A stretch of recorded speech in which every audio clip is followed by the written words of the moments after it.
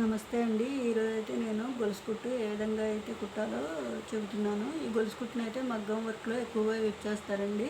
అయితే మగ్గం సూదితో కూడా కుట్టొచ్చు. అదే మగ్గం సూదితోటే కాకుండా మనం ఈ చేతి పని చేసే సూదితో కూడా కుట్టొచ్చనమాట.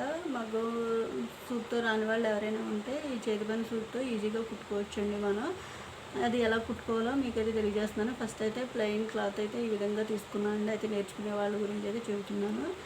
బ్లౌజ్ పీస్ ఏదైనా తీసుకోండి. ఇలా చిన్న ఫ్రేమ్ అయితే తీసుకోండి. ఇలా చిన్న ఫ్రేమ్ తీసుకోవడం వల్ల మీకు చేతిలో ఈ ఫ్రేమ్‌ని ఈజీగా క్యారీ చేయొచ్చు. అంటే మనం కుట్టుకునేటప్పుడు మనకైతే వీలుగా ఉంటుందన్నమాట.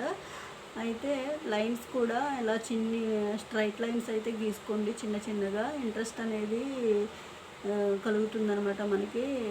అంటే మనం కుట్టేటప్పుడు చిక్కులయ్యి పట్టడం వల్ల ఇంట్రెస్ట్ పోతుంది.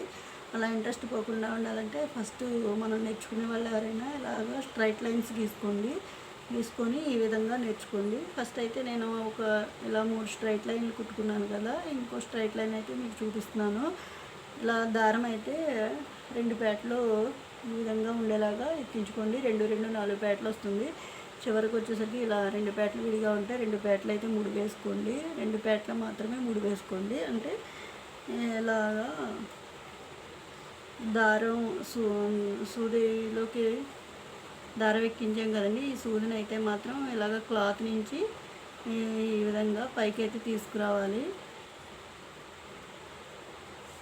ఈ విధంగా తీసుకొచ్చిన తర్వాత మనం ఎక్కడి నుంచి అయితే నీడిల్ని తీసుకొచ్చామో అక్కడి నుంచే ఈ నీడిల్ని అయితే పొడవాలండి.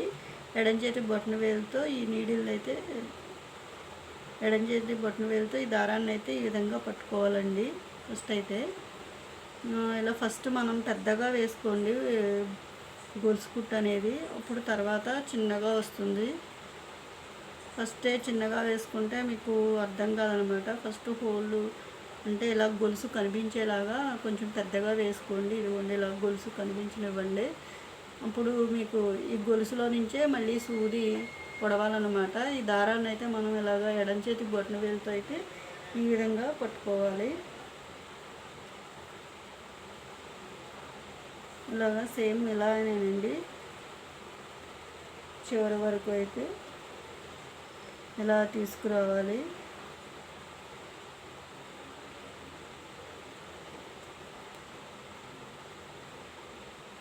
ఇలా ఎడం చేతి బొటన వేలుతో మాత్రం దారం అయితే ఇలా పట్టుకోవాలి.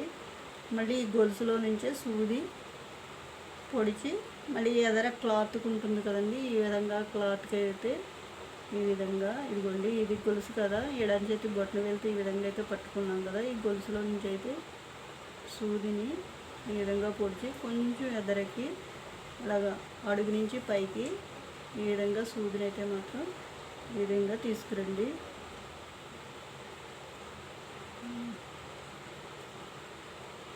ఈ విధంగా తీసుకురావడం వల్ల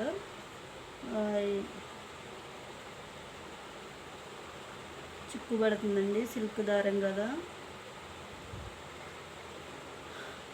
దారం చిక్కు పడుతూ ఉంటుంది. చాలా జాగ్రత్తగా ఓపికగా అయితే తీసుకోవాలి. ఈ విధంగా మళ్ళీ గొలుసు వేసుకోవాలండి. మళ్ళీ సేమ్ అలానే ఇలా తీసుకోవాలన్నమాట.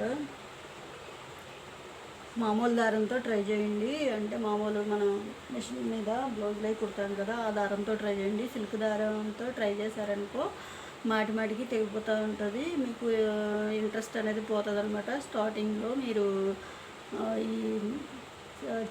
అదే బ్లౌజ్లో అవి కుట్టుకునే మామూలు దారంతో అయితే మాత్రం ట్రై చేయండి.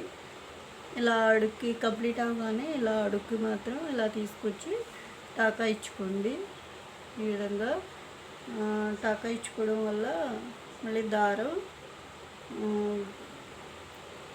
లూజ్ అవ్వదనమాట.